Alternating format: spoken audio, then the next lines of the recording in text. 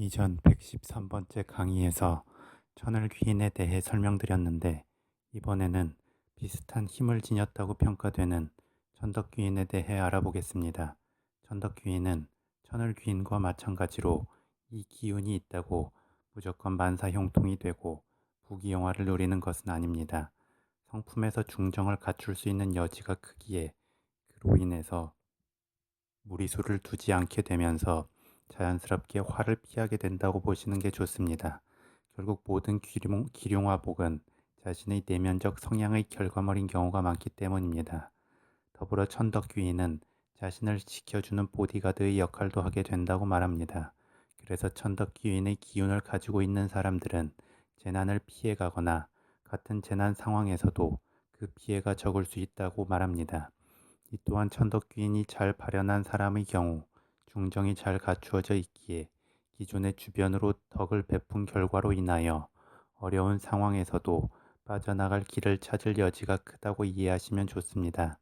이는 다른 말로 하면 사주에 천덕귀인이 없다고 해도 스스로 천덕귀인의 특성에 준하는 성품을 발현시킨다면 그 사람 또한 복을 받을 수 있다는 의미도 됩니다. 그리고 참고로 이사 날짜나 이동의 날짜를 잡을 때에도 돈 없는 날을 따지는 것과 더불어 더욱 세심하게 합덕일이라고 해서 천덕귀인이나 월덕귀인에 해당하는 글자와 합의되는 글자가 있는 날짜를 따지기도 합니다. 나아가 천덕귀인이 발현되는 기운에 해당하는 십성적 특성이 더욱 활성화될 수 있다고 말하기도 합니다. 예를 들어 천덕귀인에 해당하는 기운이 재성이면 재물을 아우르는 힘이나 결과를 내는 힘이 커지게 됩니다. 그리고 천덕귀인에 해당하는 기운이 관성이면 승진운이 좋아지고 관재수를 피하게 됩니다. 또한 천덕귀인에 해당하는 기운이 인성이면 공부와 합격의 기운이 커지고 인덕이 좋아질 수 있습니다.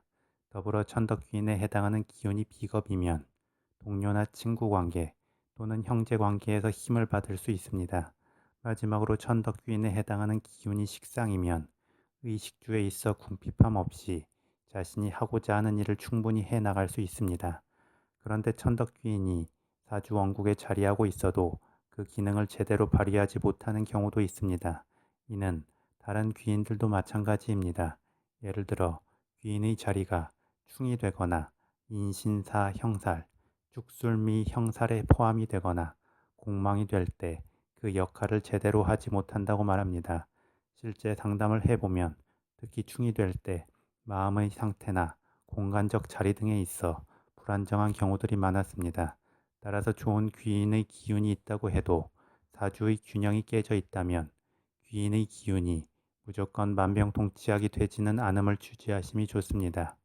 그리고 천덕귀인을 비롯한 귀인의 기운에 있어 힘의 작용은 일주에서 작용할 때 가장 크고 그 다음은 월주, 그 다음 시주, 그 다음 연주의 순이 됩니다.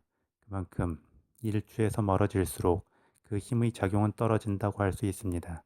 또한 천덕귀인이 사주 원국에 없더라도 자신의 사주 기준으로 천덕귀인에 해당하는 기운을 가진 사람을 만나거나 주변에 그런 사람이 있으면 자연스럽게 그 기운을 받을 수 있는 여지가 생기기도 합니다. 또한 운세의 흐름에서 천덕귀인에 해당하는 기운을 가진 글자가 들어온다면 또 충분히 그 시기에 천덕귀인에 해당하는 복을 받을 수 있습니다. 그럼 다음으로 천덕귀인이 성립되는 조건을 보겠습니다.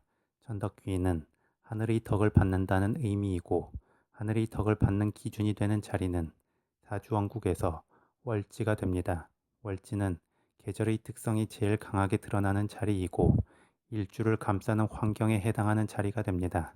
그만큼 월지가 그에 필요한 하늘의 덕을 받는다면 더욱 잘 일주를 보좌할 수 있게 되는 것입니다. 그런데 뒤이어 설명을 하겠지만 월지에 들어가는 12가지의 지지의 기운이 모두 하늘에서만 기운을 받는 것은 아닙니다. 그럼 일단 조건을 먼저 보겠습니다. 화면의 표에 보이는 것처럼 월지에 들어가는 각 지지에 매칭되는 글자가 천간이나 지지에 있으면 천덕귀인이 성립한다고 봅니다. 그리고 위에서 설명드린 것처럼 그 매칭되는 글자가 일주에 있을 때 가장 잘 그 특성이 발휘되게 됩니다. 그런데 표를 잘 보시면 도화살에 해당하는 글자인 자수와 묘목, 오화와 유금은 매칭되는 글자가 하늘의 기운인 천간에 위치한 글자가 아니라 지지에 위치한 글자가 됩니다. 이렇게 도화살에 해당하는 글자가 월지에 있을 때에만 매칭이 되는 글자가 천간의 글자가 아닌 지지의 글자인 이유는 지지삼합의 기운 흐름 때문입니다. 그럼 지지삼합에 근거한 전덕귀인의 작용 원리를 보겠습니다. 화면의 표에 보이는 것처럼 도화살에 해당하는 묘목, 우화, 유금, 자수는 짝이 되는 글자가 정간의 글자가 아닌 지지의 글자입니다. 먼저 해, 묘, 미, 삼합을 이루어 목 기운을 만드는 글자 중 첫 번째 글자인 해수는 역마살에 해당하고 기운의 중심인 묘목으로 향하여 발현을 시작한 기운입니다. 그래서 이미 어느 정도는 에너지 발동이 걸렸기 때문에 살짝만 이끌어줘도 목 기운으로 솟아나게 되기 때문에 천간의 목 기운 중 상대적으로 기운이 약한 음의 기운인 을목이 짝이 됩니다.